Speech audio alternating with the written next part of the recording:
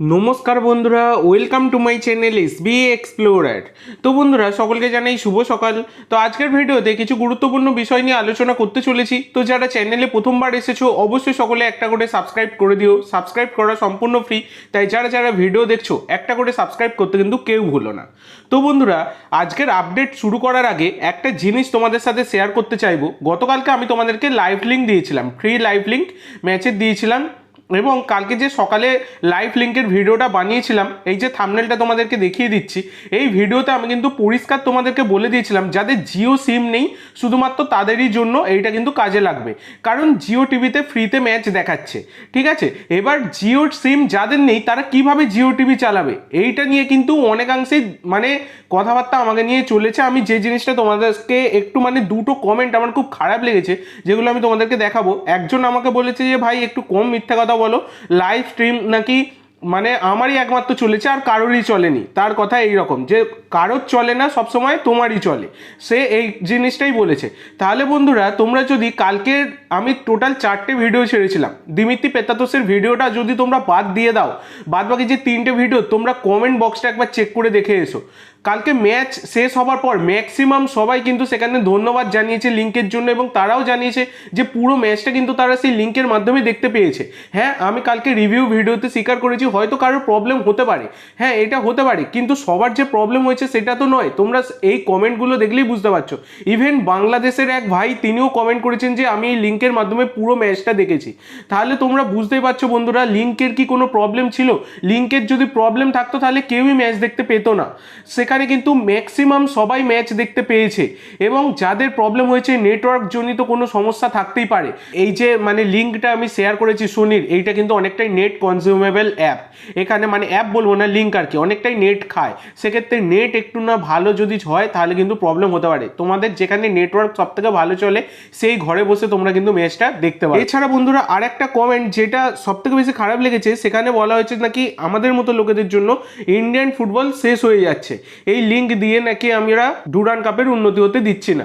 তো বন্ধুরা, যারা ম্যাচগুলো দেখতে পাচ্ছে না তাদের দেখার দায়িত্ব কি তুমি নেবে? এই লিঙ্ক শেয়ার করি বলে অনেক লোকেরা যারা ম্যাচ দেখতে পাচ্ছে না তারা তবু ফ্রিতে ম্যাচগুলো দেখতে পায়। কোপা আমেরিকার সময় আমাদের ভারতীয় কোনো ব্রডকাস্টারই ছিল না, সেখানে ব্রাজিল ও আর্জেন্টিনার প্রত্যেকটা ম্যাচের লিঙ্ক কিন্তু আমি শেয়ার করেছিলাম, এবং তোমরা সকলেই সেই লিঙ্কের মাধ্যমে ম্যাচ দেখতে পেয়েছিলে। তো এই লিঙ্ক শেয়ার করার মেন উদ্দেশ্য হচ্ছে যারা ম্যাচ দেখতে পাচ্ছে না তারা যাতে ম্যাচটা দেখতে পায়, এবং সম্পূর্ণ বিনামূল্যে দেখতে পায়, কোনো রকম তাদের পয়সা যাতে না দিতে হয়, সেই কারণে কিন্তু লিঙ্কগুলো শেয়ার করা হয়। এতে ভারতীয় ফুটবলের ক্ষতি নয়, এতে ভারতীয় ফুটবলের উন্নতি হচ্ছে।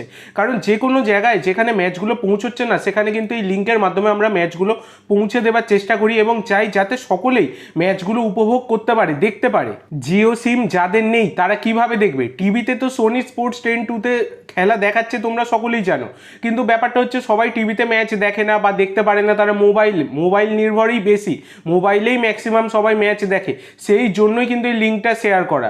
যারা বোঝার ঠিক বুঝবে, যারা বোঝার নয় তারা বুঝবে না, এবং তাদেরকে জোর করে বুঝিয়েও কোনো রকম লাভ নেই। যাদের মনে হচ্ছে লিঙ্ক শেয়ার করে আমি অন্যায় করছি তারা আসতে পারো ভাই, আমি আমার কাজ করে যাব।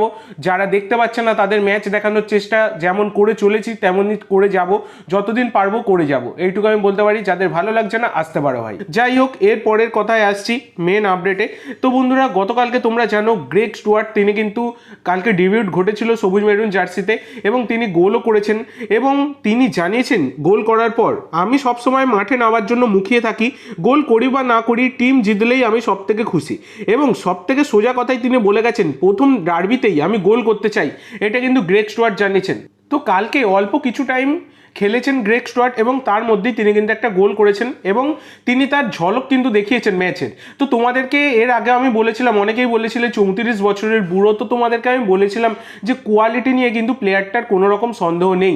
সেইটা কিন্তু কালকে কিছুটা টাইম নেবে, তিনি কিন্তু তার ঝলক দেখেছেন। গোলটা যদি নাও করতেন তারপরেও তিনি যে খেলাটা খেলছিলেন সেইটা ছিল আউটস্ট্যান্ডিং। তো তোমরা সকলেই জানিও গ্রেগ স্টুয়ার্টের খেলা তোমাদের কেমন লেগেছে। এছাড়া মলিনা তিনিও বড় বার্তা দিয়ে গেছেন। মলিনা বলেছেন, আমার টিমে সবাই সেরা ফুটবলার, একজন দুজন নয়। আর ডার্বির কথা যদি বলেন তাহলে এই ম্যাচে 6 গোলে জেতাটা অবশ্যই আত্মবিশ্বাস বাড়াবে আমাদের, আরও গোল হতে পারত।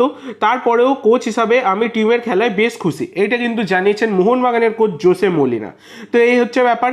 এছাড়া বন্ধুরা আপুয়া এবং অভিষেক সূর্যবংশী কালকে সিডিএম পজিশনে খেলছিলেন, তো তাদের দুজনের মধ্যে কম্বিনেশনও কিন্তু দারুণ হয়ে উঠেছে। যখন তোমরা দেখবে মানে অ্যাডভান্স যাচ্ছিল আপুইয়া, তখন কিন্তু অভিষেক সূর্যবংশী আপুইয়ার জায়গাটাকেও কভার করছিলেন। তো এই হচ্ছে ব্যাপার, মানে দারুণ খেলেছে। এছাড়া আপুইয়া প্রথম ম্যাচেই সবুজ মেরুন জার্সি গায়ে চাপিয়ে দারুণ খেলেছেন। ভারতীয় মিডফিল্ডারদের মধ্যে সবথেকে সেরা 1 নম্বরে রয়েছেন সিডিএম পজিশনে এই আপুইয়া, এবং তিনি তার খেলার মাধ্যমে গতকালকেও সবুজ মেরুন জার্সি গায়ে সেটা তার প্রমাণ করেই দিয়েছেন।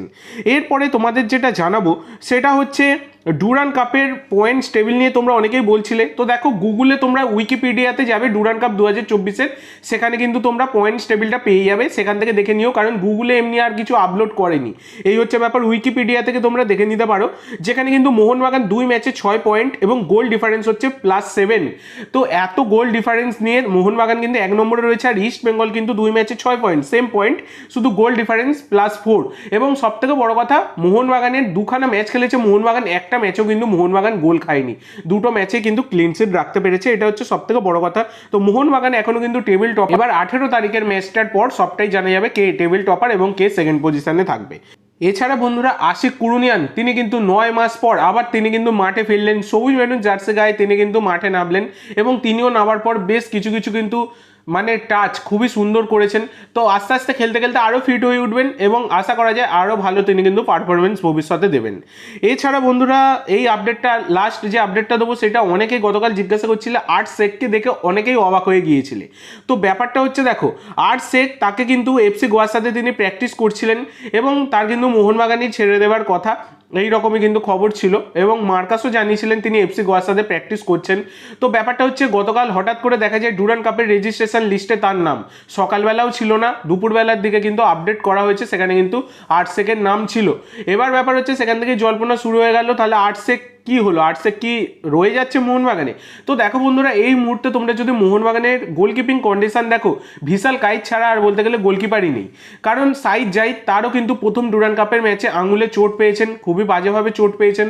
এছাড়া তোমরা যদি দেখো ধীরাজ সিং, তিনিও কিন্তু গোড়ালির চোটের কারণে এখনও কবে যে তিনি মাঠে নামতে পারবেন তার নেই ঠিক, এই হচ্ছে ব্যাপার। সেই কারণে কিন্তু 8 শেখকে আবার ডেকে নেওয়া হয়েছে।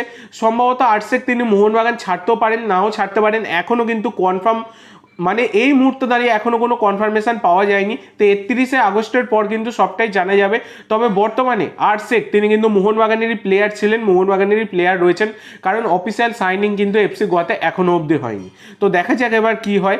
তো আজকের জন্য এইটুকু বন্ধুরা, ভিডিওটি ভালো লাগলে অবশ্যই লাইক করো, শেয়ার করো, আমার চ্যানেলে প্রথমবার এসে থাকলে চ্যানেলটি সাবস্ক্রাইব করো, আর কমেন্ট করে জানাও ভিডিওটি কেমন লাগলো। ধন্যবাদ।